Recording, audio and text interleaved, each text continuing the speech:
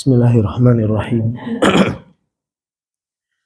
Assalamualaikum warahmatullahi wabarakatuh.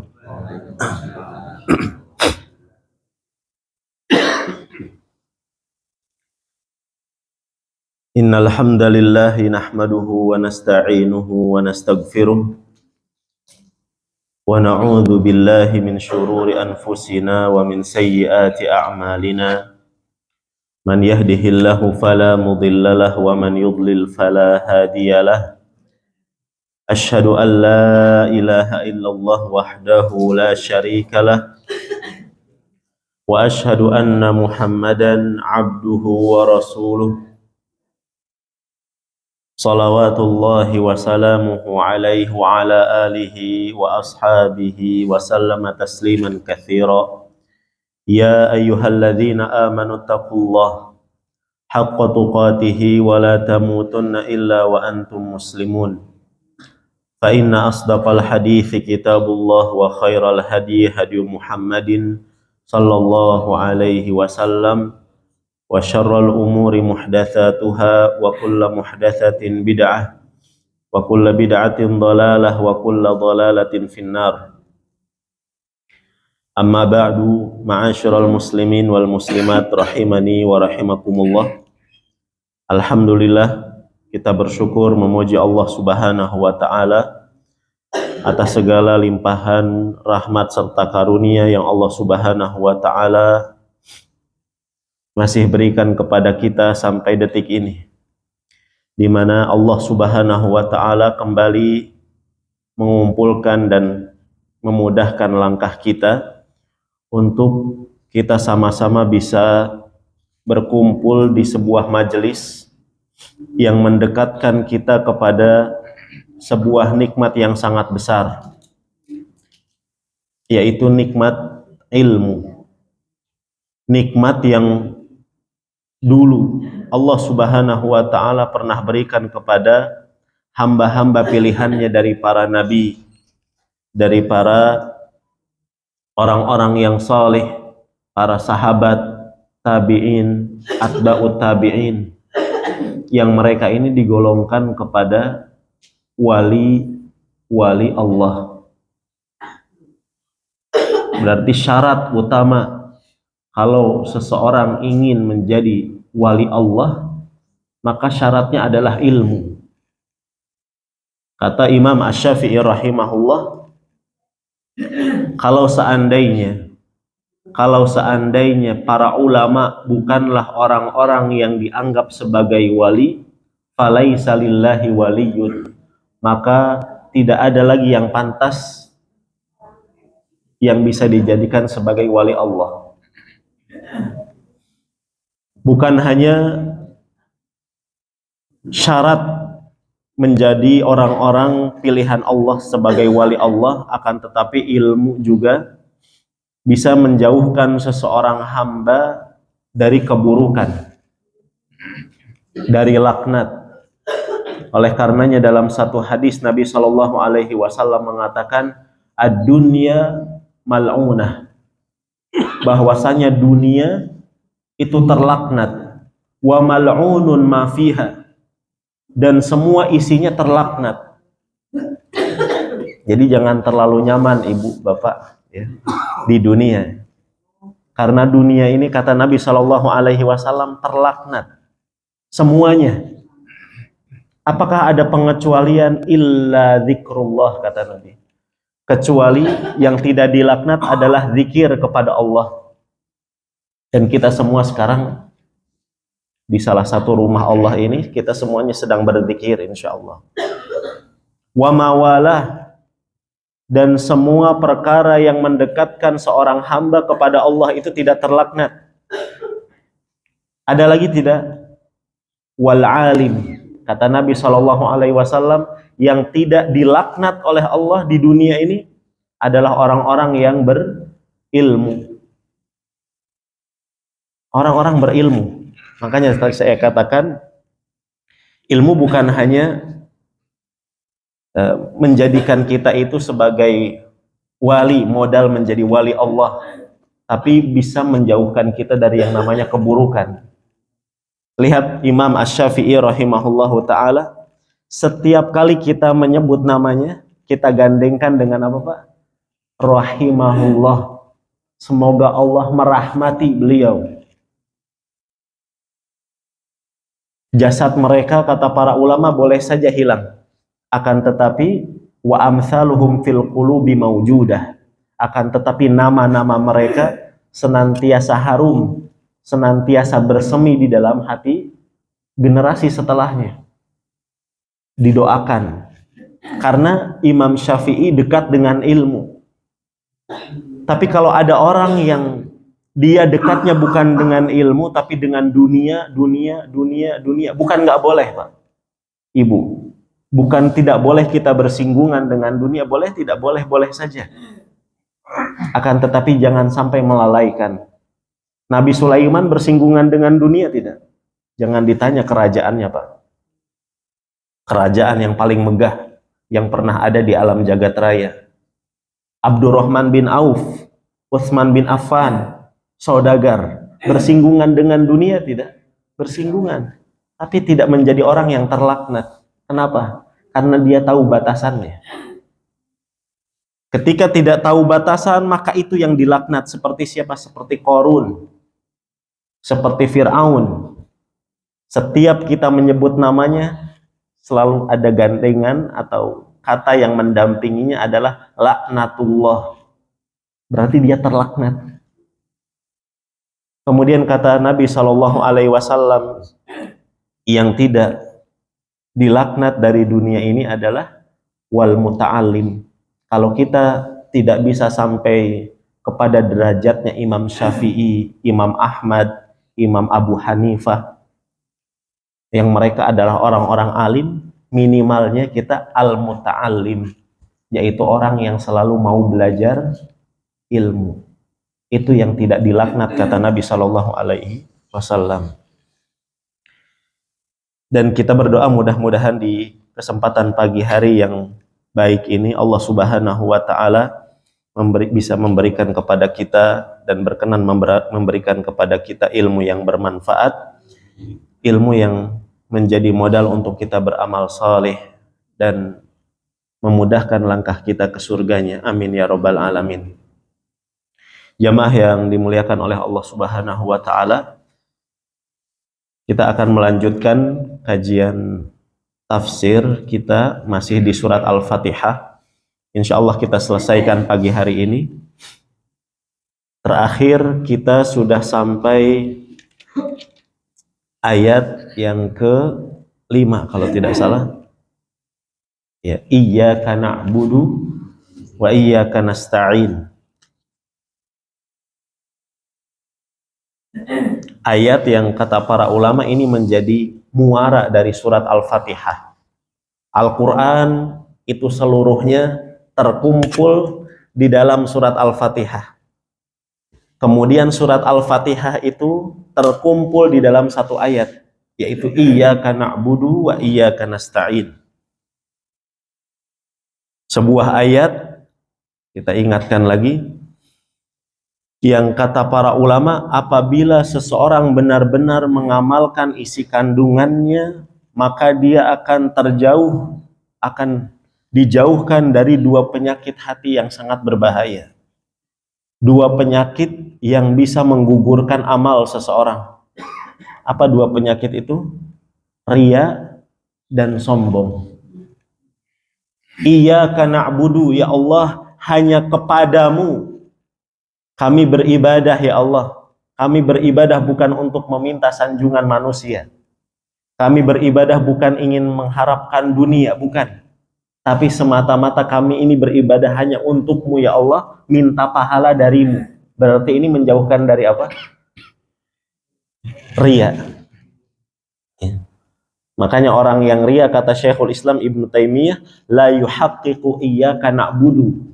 Orang yang riya, dia baca ya di dalam sholatnya lucu. Dia membaca iyyaka na'budu tapi dia riya. Ini sungguh menggelikan.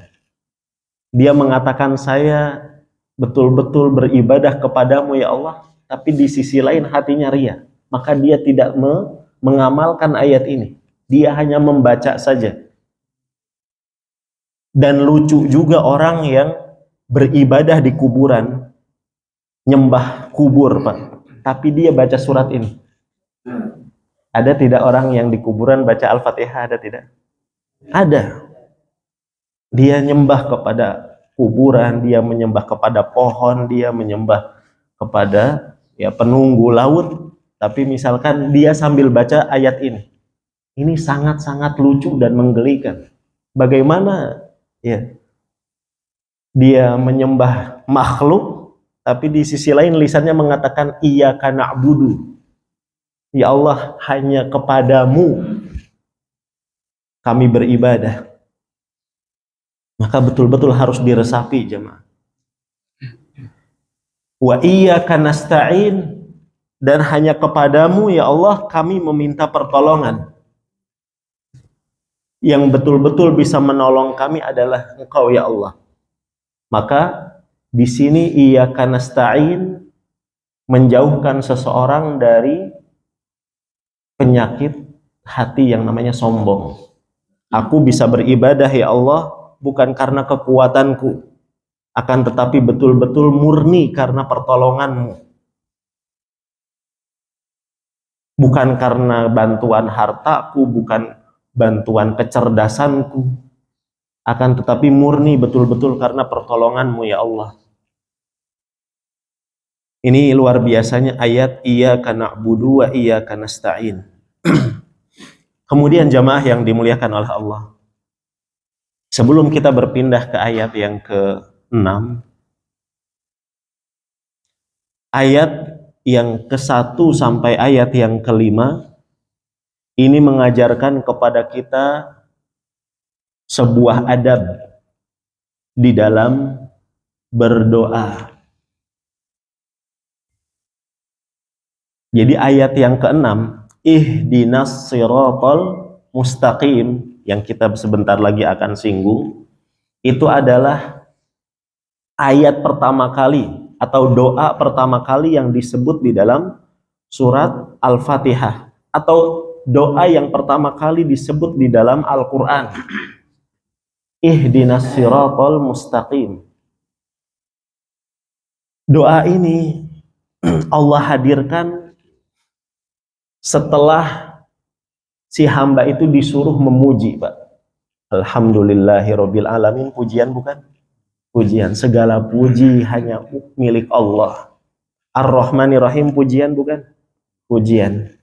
Kemudian Maliki Yaumiddin, ini juga pujian. Iyyaka na'budu wa iyyaka nasta'in, pujian bukan, Pak? Pujian.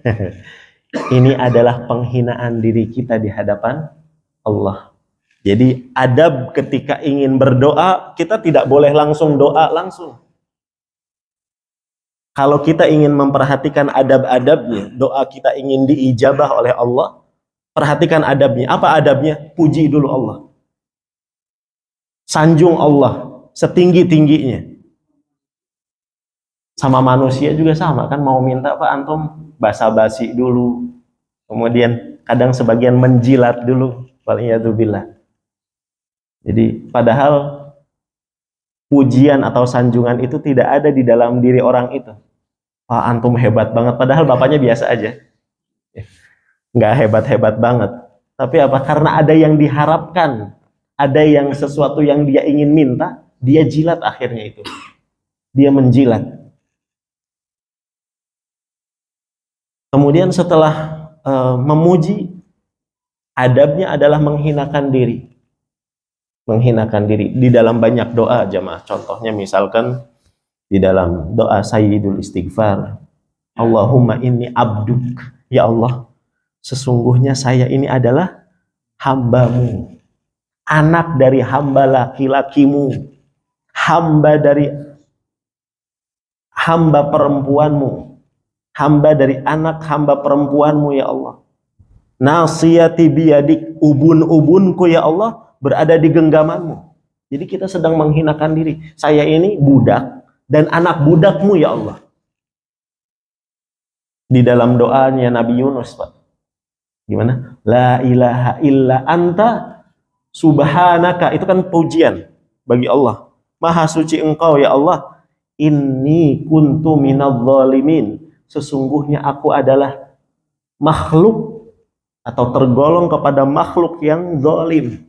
Itu kan menghinakan diri. Dan luar biasanya Nabi Yunus tidak mengeluarkan satupun permintaan.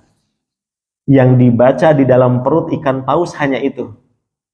Dan Allah Maha tahu apa yang dibutuhkan oleh hambanya.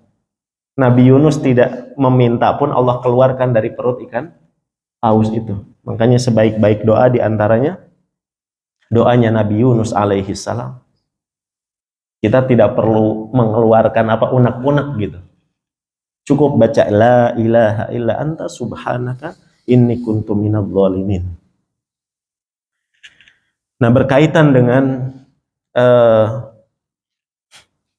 syarat atau adab yang pertama jamaah yang dimuliakan oleh Allah, yaitu memuji. Tadi menghinakan diri, kita akui dosa-dosa kita. Kalau kita ingin memuji Allah nantinya di dalam doa, mengambil pelajaran dari ayat 1, ayat 2, ayat 3, ayat 4 surat Al-Fatihah, itu kita bisa menggunakan Asmaul Husna, ya, memuji Allah yaitu dengan membaca Asmaul Husna, sebutkan nama-nama Allah yang sesuai dengan apa yang kita minta. Kalau kita minta rizki berarti apa? Ya Razzaq misalkan. Tapi ada satu atau beberapa Asmaul Husna, Pak. Kalau bisa nama ini kita sebut di dalam doa kita, mau apapun itu permintaannya. Apa contohnya? Ya Hayyu Ya Qayyum. Ya. Saya bacakan hadisnya dalam sebuah hadis yang diriwayatkan oleh Imam At-Tirmidzi, disahihkan oleh Syekh Al-Albani. Ya. Kata sahabat Buraidah, ketika itu Nabi Shallallahu Alaihi Wasallam mendengar seorang laki-laki yang sedang berdoa.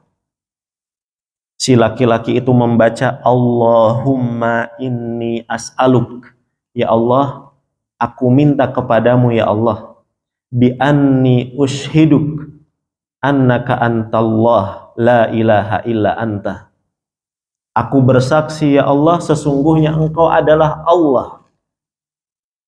La ilaha illa anta, tidak ada zat yang berhak disembah yang dengan benar kecuali engkau. Ini kan kandungannya seperti iyyaka na'budu, Pak. Ya. Al-ahadus somad. Ya. Atau di dalam hadis yang lain, ya hayyu ya qayyum, Allahumma inni as'aluka bi anna lakal hamdu la ilaha illa anta, ya, badi'us samawati wal ard ya dzal jalali wal ikram ya hayyu ya qayyum. Atau tadi dengan ada al-ahadus somad, itu juga diantara nama Allah yang paling besar. Ya hayyu ya qayyum. Apa sih artinya ya hayyu ya qayyum? Wahai zat yang maha hidup. Hayyu itu zat yang maha hidup dengan kehidupan yang sempurna. Kehidupan yang sempurna itu apa, Pak? Kata para ulama, kenapa Allah disebut zat yang maha hidup? Kehidupan Allah itu seperti apa? Keadaan atau keberadaan Allah itu tidak diawali dengan tidak ada dan tidak diakhiri dengan tidak ada. Beda dengan kita. Sebelum kita terlahir ke dunia, kita apa? Ada atau tidak ada? Tidak ada. Namanya makhluk, Pak. Kita berawal dari tidak ada. Kemudian kita dilahirkan ada. Dan kita ketika mati, kita pun berakhir dengan yang namanya tidak ada. Sedangkan Allah Al-Hayyu, dia berawal dari ya selalu ada, tidak diawali dengan tidak ada dan tidak diakhiri juga dengan tidak ada. Itu makna dari Al-Hayyu. Dan ketika hidup, bedanya Allah dengan kita apa? Di antaranya kata para ulama, la ta'khudhuhu sinatun wala naum. Allah tidak pernah disentuh oleh ngantuk dan tidak disentuh oleh yang namanya tidur. Kalau kita ini hidup kerjaannya apa? Ngantuk, tidur, tidur. Di kajian juga tidur. Ini hidupnya kita nih, Pak. Ya. Tidur itu nikmat ya, tapi kata para ulama, kalau tidur di pengajian itu musibah, bukan nikmat. Ini hidupnya kita nih disentuh oleh tidur, disentuh juga oleh ngantuk. Berbeda dengan Allah Subhanahu wa taala. Itu namanya Al-Hayyu jemaah. Kemudian Al-Qayyum. Apa Al-Qayyum?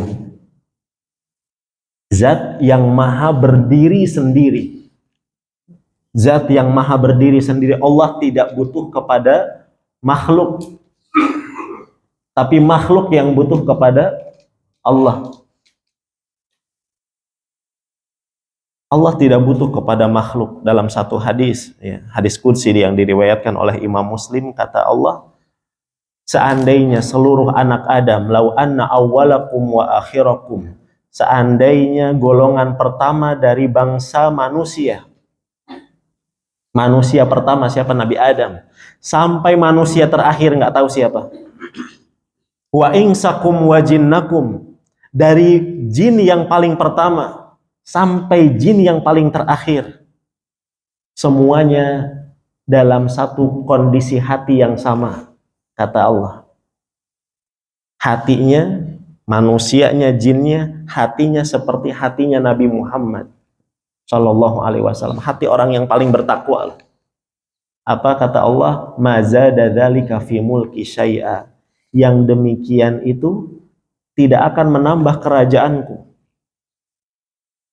tidak akan menambah kerajaanku. Dan sebaliknya, lau anna awwalakum wa akhirakum wa insakum wa jinnakum, seandainya kalian semuanya, mau bangsa manusianya atau bangsa jinnya, dari manusia pertama, dari jin pertama sampai manusia terakhir dan jin yang terakhir, ala afjari qalbi rajulin wahidin minkum, kalian berada dalam satu kondisi hati yang sama.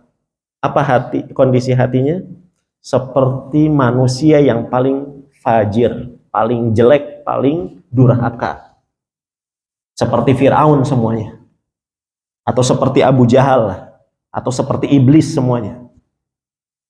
Apa kata Allah? Mana qasadzalika fi mulki syai'a. Yang demikian itu tidak akan mengurangi kerajaanku. Tidak akan mengurangi kerajaanku. Allah nggak butuh sama sholat kita. Allah nggak butuh kepada zikir kita. Yang butuh siapa, Pak? Kita yang butuh. Allah nggak butuh. Kita semuanya nggak sholat pun nggak akan mencederai Allah. Allah tidak punya kepentingan. Yang butuh itu kita. Berarti kita dalam sehari butuh kepada Allah berapa kali? 5 kali, Pak. Sedikit sekali kebutuhan kita kepada Allah. Kata Imam Ibnul Qayyim Al-Jauziyah, kebutuhan makhluk kepada Allah bal huwa muttarrun ilaihi madal anfas. Bahkan dia butuh kepada Allah, yang namanya manusia, yang namanya makhluk, itu butuh kepada Allah sebanyak hembusan nafas. Sebanyak hembusan nafas kita ini butuh kepada Allah. Bahkan kata Imam Ibnu Katsir, bal fi jami'i sakanatihi, bahkan dalam diam pun, kita diam nggak ngapa-ngapain, kita butuh sama Allah. Kita butuh kepada nikmat Allah Subhanahu wa ta'ala. Ya Hayyu ya Qayyum. Ketika si sahabat ini baca ya Hayyu ya Qayyum, apa Pak kata Nabi? Da'allah bismihil a'zam. Sesungguhnya si fulan itu yang lagi berdoa, dia telah berdoa kepada Allah dengan menyebut namanya yang paling agung, yang paling besar. Alladzi idza du'iya bihi ajab. Kalau Allah diminta pakai nama itu, pasti Allah akan mengijabah. Wa idza su'ila bihi a'ta. Kalau Allah dimintai, juga Allah akan memberi. Ini luar biasanya sanjungan ya Hayyu ya Qayyum. Tapi kalau bisa tadi dihafalkan dari awalnya, Pak. Dari lafadz awalnya, jangan ya Hayyu ya Qayyum, ya Hayyu ya Qayyum. Jangan itu aja, ya. Tapi dari awalnya tadi, Allahumma inni as'aluka bi anna lakal hamdu la ilaha illa anta al-mannan badi'us samawati wal ard ya dzal jalali wal ikram ya hayyu ya qayyum. Baru setelah itu kita minta apa? Sebut, ya. Tidak ada doa ini di Al-Quran, jadi adanya di hadis, Ibu. Nah, nanti bisa dilihat di Google, insya Allah banyak. Kemudian jamaah yang dimuliakan oleh Allah Subhanahu wa Ta'ala, setelah itu baru kita masuk ke doa, ya. Kalau di Al-Fatihah, doanya adalah ihdinas siratal mustaqim. Ketika Al-Fatihah menjadi surat terbaik di dalam Al-Quran, kan banyak contoh doa-doa juga di dalam Al-Quran, ya Pak, ya. Kalau ada doa di dalam surat Al-Fatihah di mana status Al-Fatihah adalah surat terbaik, maka doa yang di dalam Al-Fatihah menjadi doa terbaik. Kalau ditanya doa terbaik di dalam Al-Quran apa? Ihdinas siratal mustaqim. Ya Allah, tunjukilah kami kepada jalanmu yang lurus. Ya. Tunjukilah kami kepada jalanmu yang lurus. Jadi kita butuh kepada hidayah. Dan kata para ulama, sekalipun seseorang sudah mendapatkan hidayah Islam, maka dia masih butuh kepada doa ini. Bahkan kita dididik oleh Allah membacanya minimal 17 kali dalam sehari. Kita ini sudah masuk Islam, kita sekarang berada di dalam Islam. Apakah kita masih butuh hidayah, Pak? Masih. Karena kata para ulama, hidayah ini, yang pertama, kalau seandainya ya Allah, kami belum mendapatkan hidayah, makna dari ihdinas siratal mustaqim, kalau kami belum mendapatkan hidayah ya Allah, sampaikan hidayah itu kepada kami. Kalau seandainya kami sudah mendapatkan hidayah itu ya Allah, tetapkan. Jadi makna ihdina itu bukan hanya berikan, akan tetapi apa? Ya Allah, tetapkan hidayah itu di dalam diri kami. Jangan sampai dilepaskan hidayah Islam. Ada tidak yang kehilangan hidayah Islam ini? Ada. Kayak kita saksikan ada orang-orang yang murtad. Ya Allah, apabila hidayah ini sudah ada di dalam diri kami, ya Allah, hidayah Islam, hidayah iman, maka tetapkan. Kalau sudah tetap, apa? Ya Allah, kalau hidayah itu sudah Engkau tetapkan, ya Allah, tambahkan hidayah itu. Tambahkan hidayah itu. Ya, ini apa namanya, kandungan dari kata ihdina. Kemudian jamaah yang dimuliakan oleh Allah Subhanahu wa Ta'ala, berkaitan dengan hidayah, para ulama membagi hidayah itu menjadi dua. Sebagaimana disebutkan oleh Al-Imam Ibnul Qayyim, bahwa hidayah di dalam ayat ini ada dua. Kandungan kata hidayah di dalam ayat yang ke-6 itu ada dua. Yang pertama adalah hidayah taufik. Hidayah namanya hidayah taufik. Yang kedua adalah hidayatul irsyad.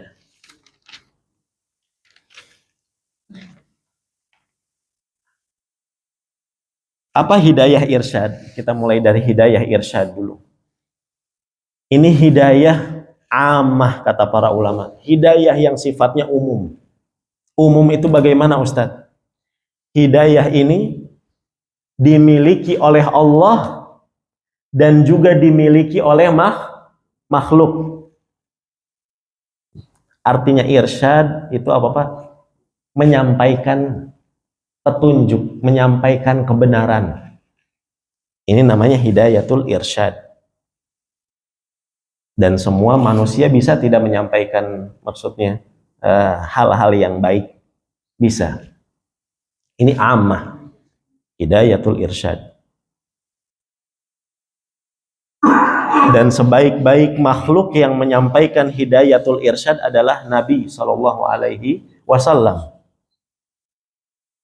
Allah juga menyampaikan, tidak, Allah menyampaikan, makanya ada Al-Quran. Ini namanya irsyad, ini Al-Quran ini. Dia adalah sesuatu yang menyampaikan kebaikan, kebenaran, petunjuk yang lurus. Ada yang kedua namanya hidayah taufik. Hidayah taufik itu kalau bahasa kita terjemahkannya, hidayah di mana hati seseorang itu dibuat menerima. Hati seseorang, namanya hidayah taufik itu, dibuat menerima kebenaran, menerima kebaikan. Dan ini hanya dimiliki oleh Allah, hidayah taufik. Bahkan Nabi sekalipun, ya, Nabi Muhammad Shallallahu Alaihi Wasallam tidak memiliki, ya, bagian dalam hidayah ini. Jadi yang membuat orang menerima kebaikan itu hanya Allah Subhanahu wa Ta'ala. Yang namanya manusia itu hanya menyampaikan. Makanya kata para nabi, wa ma alaina illal balag. Kewajiban bagi kami hanya menyampaikan. Yang membuat orang menerima itu Allah. Dalam hadis riwayat Bukhari, jamaah yang dimuliakan oleh Allah, kita ingat bagaimana Nabi Shallallahu Alaihi Wasallam berusaha, ya, sekuat tenaga beliau untuk membuat pamannya Abu Thalib masuk ke dalam Islam. Siapa yang paling hebat menyampaikan, Pak? Ibaratnya dai paling top di atas dunia ini adalah Nabi.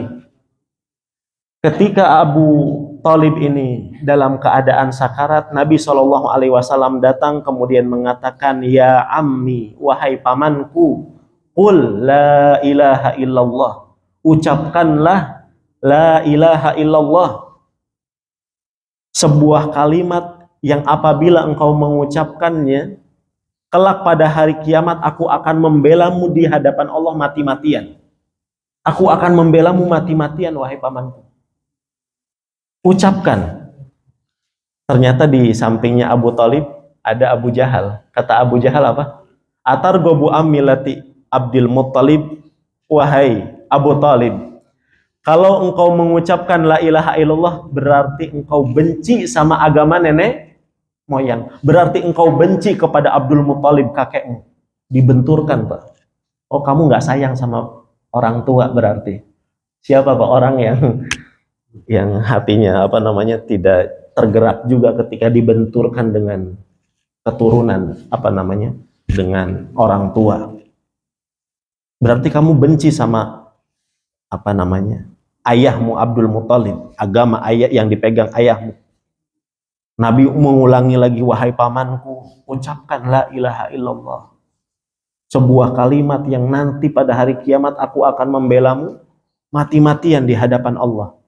Dibalas lagi sama Abu Jahal, atargobu amillati Abdul Muttalib, apakah engkau benci dengan agamanya bapakmu Abdul Muttalib? Akhirnya apa? Abu Thalib pun mati dalam keadaan kafir. Waliyadzubillah. Nabi Muhammad tidak sanggup membuat hati Abu Thalib itu menerima. Ya. Namanya ini hidayah, sekali lagi, taufik. Hidayah taufik berarti hak prerogatif Allah Subhanahu wa Ta'ala. Di dalam surat Al-Qasas ayat yang ke-56 Allah berfirman, innaka la tahdi man ahbabta. Allah ingatkan Nabi kita, sesungguhnya engkau wahai Muhammad tidak bisa memberi hidayah kepada orang yang engkau cintai. Maksudnya hidayah apa? Hidayah taufik. Kalau hidayah irsyad bisa tidak? Bisa. Tadi kita pun bisa, Pak. Walakinnallaha yahdi man yasha. Akan tetapi Allah Subhanahu wa Ta'ala yang memberikan hidayah itu kepada siapapun yang Allah kehendaki dari para hambanya. Ya. Oleh karenanya hidayah ini sangat mahal, jemaah. Hidayah ini sangat mahal. Dalam satu hadis, ya,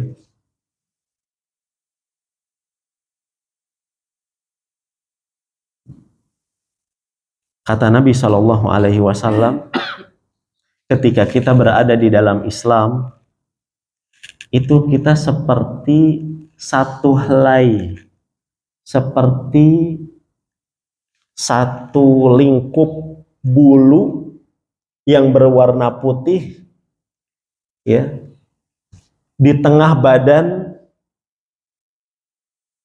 sapi yang berwarna hitam. Jadi di tengah-tengah bulu yang berwarna hitam itu kan ada bulu putihnya. Itulah Islam. Itulah Islam. Dan kita beruntung ya Pak, berada di bagian bulu yang putih itu. Kita harus merasa beruntung. Karena untuk mendapatkan hidayah ini bukan hanya bermodalkan kecerdasan. Ya, kalau bermodalkan kecerdasan, kita ini kecerdasannya nggak ada apa-apanya dibandingkan Einstein, kemudian dibandingkan orang-orang kafir di Eropa sana. Tapi Allah hadirkan hidayah itu kepada diri kita. Kalau hidayah, kata para ulama, dilihat dari yang namanya keturunan, kita juga keturunan nggak hebat-hebat banget. Ya. Kita masih kalah dibandingkan siapa? Ibrahim, Azar, ayahnya Ibrahim. Dari garis keturunan yang baik, tapi Azar, ya, dengan dia punya anak yang soleh, dia juga tidak mendapatkan hidayah.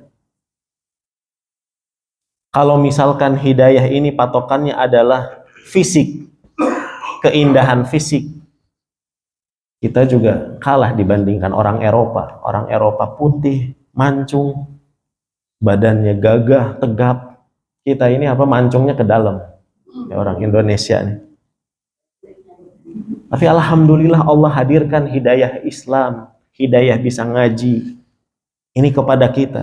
Tapi mereka yang di luar sana, dengan kegantengannya, dengan kecerdasannya, tapi nyembah sapi. Ya, Pak. Dia cerdas, luar biasa, tapi nyembah sapi. Air seninya, air kencing sapi itu dia minum, dia jadikan untuk mandi, katanya berkah. Ini di mana akal kecerdasan itu? Berarti tidak bermanfaat sama sekali. Ini mahalnya hidayah. Ihdinas siratal mustaqim. Kemudian jamaah yang dimuliakan oleh Allah Subhanahu wa taala, berkaitan dengan siratal mustaqim, jalan yang lurus, ya. Jalan yang lurus itu apa sih? Ya, jalan yang lurus itu apa? Sebagian ulama menafsirkan yang disebut jalan yang lurus adalah Al-Qur'an. Tafsiran dari as-siratal mustaqim adalah Al-Quran. Ini tafsirannya Ibnu Mas'ud. Ada yang menafsirkan lain, as-siratal mustaqim artinya adalah Islam. Ya Allah, tunjukkanlah kami kepada jalan Islam, berarti gitu kan. Kemudian tafsiran yang lainnya, as-siratal mustaqim adalah jalannya Nabi, jalannya Abu Bakar dan Umar. Ini tafsiran dari seorang ulama namanya Abul Aliyah. Ya. Dan tafsiran yang tadi kita sebutkan tidak bertentangan sama sekali. Tidak bertentangan sama sekali. Kenapa? Karena Abu Bakar dan Umar beserta Nabi Shallallahu Alaihi Wasallam pegangannya apa? Al-Quran. Dan ketika seseorang berpegang teguh dengan Al-Quran, berarti itu menandakan dia berada di atas Islam. Jadi tafsiran-tafsiran tadi tidak bertentangan sama sekali. Baik. Kemudian jamaah yang dimuliakan oleh Allah, kita berpindah ke ayat yang terakhir dari surat Al-Fatihah. Allah Subhanahu wa taala berfirman, "Shiratal ladzina an'amta 'alaihim ghairil maghdubi 'alaihim waladdallin."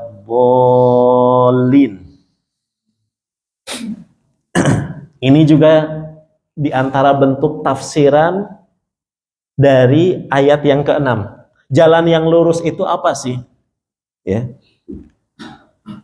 Yaitu jalan siratal ladzina an'amta 'alaihim. Jalan orang-orang yang engkau berikan nikmat kepada mereka.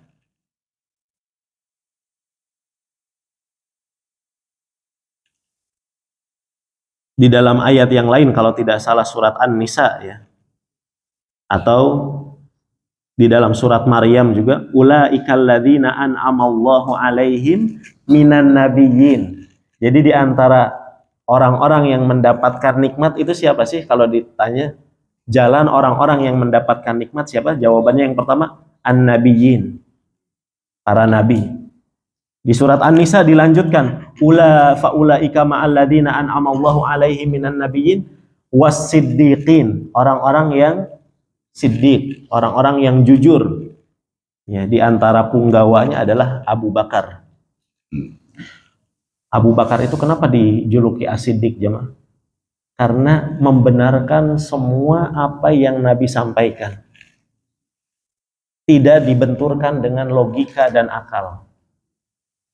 Ya, ketika orang-orang ragu dengan perjalanan Isra dan Mi'raj, dalam satu malam naik ke atas langit ke-7, dari Mekah ke mana?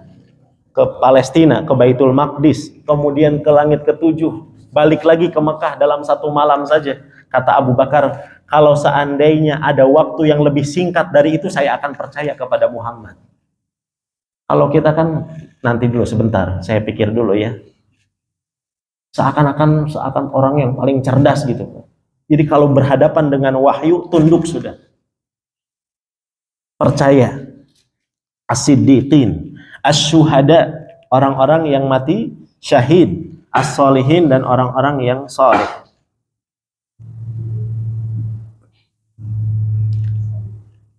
Ini yang dimaksud dengan orang-orang yang diberikan nikmat. Ghairil maghdubi alaihim, bukan jalan orang-orang yang engkau murkai. Siapa yang Allah murkai? Al-Yahud. Kata Nabi SAW, tafsirannya langsung ditafsirkan oleh Nabi. Al-Maghdub, orang-orang yang dimurkai adalah orang Yahudi. Waladdallin, dan juga bukan orang yang sesat. Siapa mereka? An-Nasara, orang-orang Nasrani. Ini langsung yang menafsirkannya adalah Nabi SAW. Kenapa Yahudi itu disebutnya orang-orang yang dimurkai? Kenapa jamaah? Karena mereka berilmu tapi tidak beramal. Mereka memiliki ilmu tapi tidak mau mengamalkan ilmunya, sehingga dimurkai. Dan orang-orang Nasrani kenapa tersesat? Karena mereka semangat beramal tapi tidak punya ilmu, makanya mereka sesat. Maka siratal ladzina an'amta 'alaihim juga kalau kita gandengkan dengan ayat tadi, dengan tafsiran tadi, orang-orang jalan-jalan, orang yang lurus, yang diberikan nikmat oleh Allah, berarti orang yang berilmu dan orang yang beramal. Lawan dari Yahudi dan Nasrani.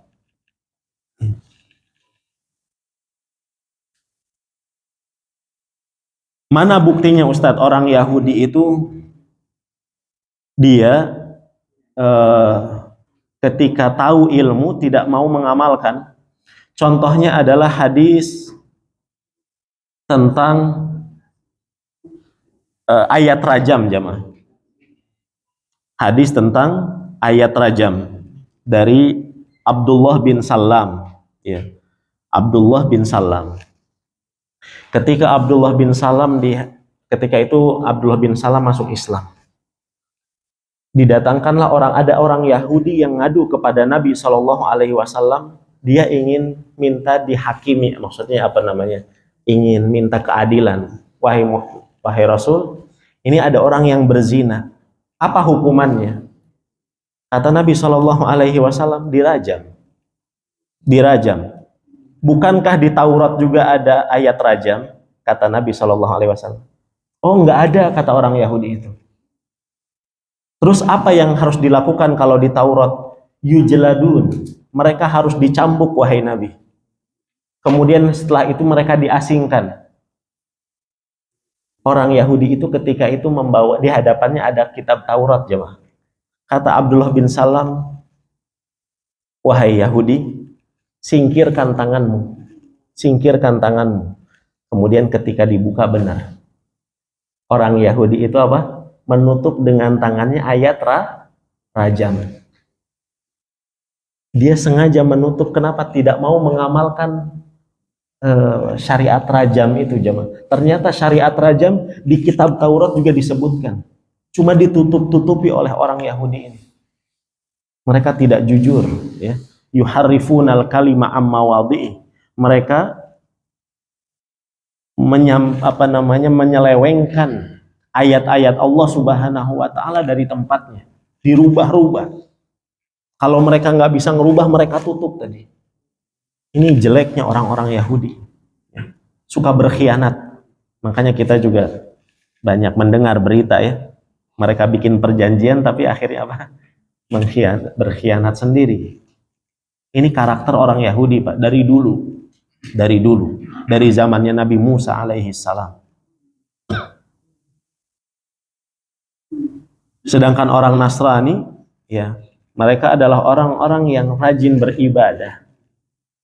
Makanya saking rajin beribadahnya ada syariat di dalam orang Nasrani itu apa? Ar-ruhbaniyah, kependetaan. Jadi hidupnya apa? Hidupnya hanya mengabdi untuk ibadah, katanya. Nggak boleh nikah, tidak boleh menikah, nggak boleh apa lagi? Makan daging dan seterusnya. Ini saking mereka pengen taat tapi kebablasan, sesat mereka. Tersesat. Maka begitu juga kata para ulama, ada orang-orang yang mirip dengan Yahudi di dalam Islam dan ada orang-orang yang mirip dengan Nasrani. Di dalam Islam pun ada. Tapi kita tidak memvonis orang itu jadi Yahudi, tidak. Hanya mirip saja, mewarisi sifatnya Yahudi dan mewarisi sifatnya Nasrani, ya. Kemudian jamaah yang dimuliakan oleh Allah Subhanahu wa taala, dari ayat yang ke-7 ini kita juga bisa mengambil faedah, ya. Sedikit lagi. Faedahnya, ketika di ayat yang ke-6 kita minta hidayah, maka di ayat ke-7 ini ada isyarat untuk menjaga hidayah. Kan tadi di ayat yang ke-6 kita minta apa, Pak? Ke Allah, mintanya hidayah, ya Allah. Jadi hidayah ini jalan kebahagiaan. Untuk menjaga nikmat atau pemberian Allah hidayah ini apa caranya? Diisyaratkan di ayat yang ke-7, yaitu dengan ilmu dan amal. Ya, ilmu dan amal. Ilmu itu untuk menjaga hidayah agar kita tidak terkena syubhat. Sedangkan kita menyibukkan diri dengan beramal soleh agar kita tidak terkena fitnah atau dicabutnya hidayah disebabkan syahwat. Jadi sekali lagi menjaga hidayah itu dengan ilmu dan amal. Agar lebih jelas, ya, saya berikan contoh. Beberapa waktu lalu, ya, mungkin beberapa tahun lalu, mungkin jamaah juga ada yang mendengar. Kalau kita tidak tahu ilmu, Pak, ketika ada syubhat ini kita akan apa? Oh iya juga ya, gitu.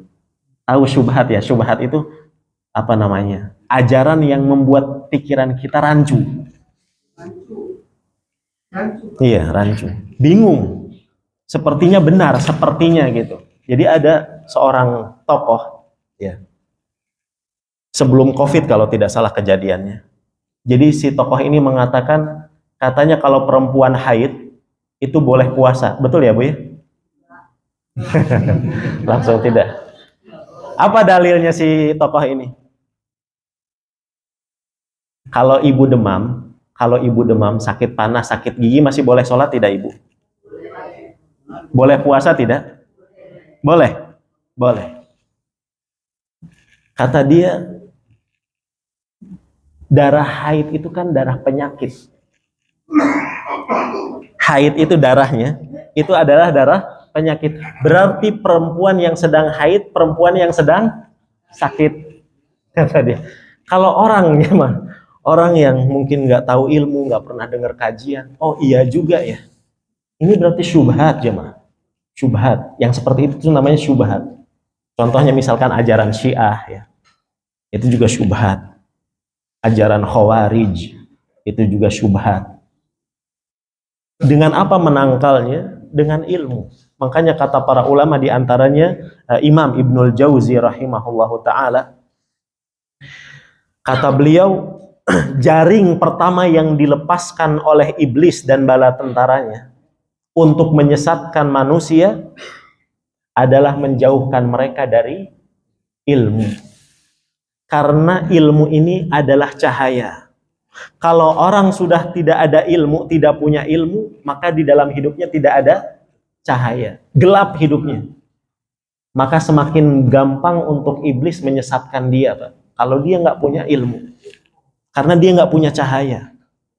Hidupnya gelap, peteng, poek, kata orang Sunda. Gelap.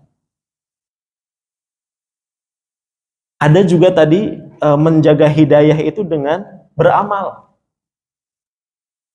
Dalam satu hadis kata Nabi Shallallahu Alaihi Wasallam, ya, seseorang itu yusbihur rajulu, dalam hadis riwayat Muslim, yusbihur rajulu mu'minan wa yumsi kafiron.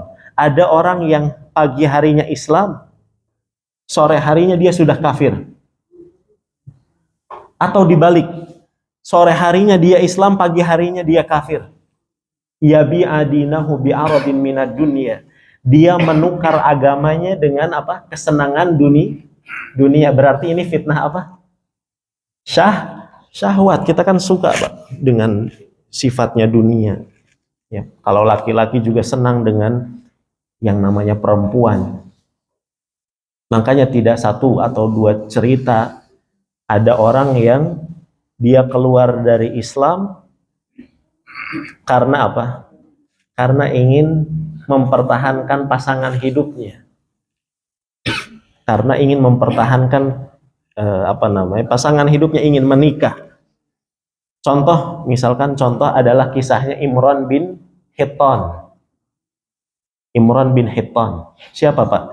Dia pernah belajar kepada Abu Hurairah, dia pernah belajar kepada Abu Musa, dia pernah belajar kepada Aisyah. Bayangkan ini sahabat-sahabat senior.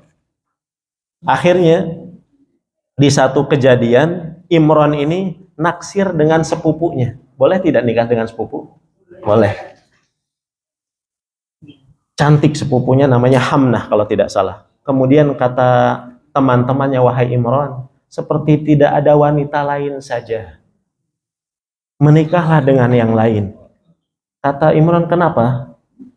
Karena sesungguhnya sepupumu itu memiliki pemikiran Khawarij. Khawarij suka mengkafir-kafirkan, jemaah. Akhirnya kata Imran, sa'arudduha, tenang saja, nanti kalau saya sudah nikah, saya akan mengembalikan perempuan tersebut kepada ajarannya sahabat. Oh, dengan pedenya, Pak. Dengan pedenya. Akhirnya apa? Benar. Dia menikah. Apakah berhasil, Pak? Dia ternyata tidak berhasil. Justru Imran yang tadinya ahlus sunnah dia jadi khawarij. Dia jadi khawarij. Bahkan dalam satu riwayat, Imran ini memuji pembunuhnya Ali bin Abi Thalib. Ali bin Abi Thalib kan dibunuh ya. Siapa yang membunuhnya? Bin Muljam, Ibnu Muljam. Dipuji Pak sama Imran bin Hittan. Ini kan orang khawarij. Ya. Ini luar biasanya hidayah. Hidayah itu harus dirawat dengan, makanya dalam hadis, awal hadisnya tadi, yang ada orang yang pagi harinya Islam, kemudian sore harinya kafir. Di awal hadisnya kata Nabi apa? Badiru bil a'mal, cepat-cepat beramal. Sibukkan diri dengan amal. Ya. Karena ketika seseorang tidak disibukkan dengan amal, maka syahwatnya yang akan menang, syahwatnya yang akan bermain. Ini jamaah yang dimuliakan oleh Allah, berkaitan dengan penjelasan siratal ladzina an'amta alaihim ghairil maghdubi alaihim waladdallin. Sebelum kita tutup jamaah, faedah yang terakhir setelah membaca surat Al-Fatihah, ada bacaan apa? Amin. Ya. Ajaib tidak bacaan amin ini? Ajaib. Ya. Apa ajaibnya, atau kenapa bacaan amin ini kita tidak boleh remehkan? Karena ini merupakan nikmat yang Allah berikan kepada kita juga. Bisa kita diberikan jawaban amin ini luar biasa. Apa sih artinya amin, Pak? Allahumma taqabbal minna. Itu artinya amin. Allahumma taqabbal minna. Ya Allah, terimalah atau kabulkanlah doa-doa kami ya Allah. Kalau gitu kan kita kepanjangan Pak ngomongnya. Tapi Allah singkat, amin. Ini nikmat. Makanya orang Yahudi, kata Nabi SAW, ma hasadatkumul yahud ala syai'. Orang Yahudi tidak pernah hasad kepada kalian melebihi hasadnya mereka kepada salam dan ucapan amin. Jadi orang Yahudi yang paling dihasadi oleh mereka kepada orang-orang Islam apa? Ketika orang Islam ini punya ucapan salam, assalamualaikum, ini luar biasa Pak. Mana ada di Yahudi Pak, mana ada di Nasrani. Makanya kita sebarkan salam, assalamualaikum, ya. Dan ucapan at-ta'min, ucapan amin, ini yang membuat orang Yahudi itu hasad, iri sama kita. Dan berkaitan dengan ucapan amin, ya, yang benar adalah a-nya dipanjangkan, mi-nya juga dipanjangkan. Amin, sama-sama panjang. Yang salah adalah ketika a-nya dipanjangkan, mi-nya pendek. Amin, itu salah Pak. Artinya beda. Bukan ya Allah terimalah atau kabulkanlah doa kami. Amin artinya apa Pak? Amankan. Amankan. Bagaimana ketika kita doa kok ngomongnya amankan? Kalau ada kesalahan yang kedua, a-nya pendek, mi-nya yang panjang. Amin. Artinya apa? Orang yang amanah. Orang yang amanah. Ini makanya dalam belajar tajwid juga penting ya. Panjang pendek itu mempengaruhi makna, mempengaruhi arti. Kemudian terakhir berkaitan dengan amin, Ibnu Katsir rahimahullahu taala menjelaskan, kapan kita baca amin ini? Apakah hanya di dalam sholat saja Pak? Tidak. Setiap kali kita mendengar waladhdallin, artinya Al-Fatihah dibaca dari awal sampai akhir, entah kita yang bacanya kita ataupun orang lain, kita nggak masalah ucapkan amin. Ya. Mau itu di dalam sholat ataupun di luar sholat. Ini mungkin akhir dari penjelasan dari tafsir surat Al-Fatihah. Karena memang dari panitia atau dari kesepakatan jamaah tidak ada sesi tanya jawab, mungkin kita cukupkan Dan insya Allah di pertemuan berikutnya kita akan berpindah ke surat-surat yang pendek jamaah. Insya Allah dengan izin Allah mulai dari surat An-Nas nanti terus ya perlahan kita membaca memahami ayat-ayat yang pendek. Tujuannya apa? Supaya ketika kita sholat kita bisa meresapi, supaya kita ketika sholat bisa mentadaburi ya. Demikian saja, semoga apa yang kita pelajari di pagi hari ini bisa menambah khazanah ilmu dan keimanan kita kepada Allah, dan saya mohon maaf apabila banyak kekurangan. Kita tutup dengan doa kafaratul majlis. Subhanakallahumma wa bihamdika asyhadu an la ilaha illa anta astaghfiruka wa atubu ilaik. Assalamualaikum warahmatullahi wabarakatuh.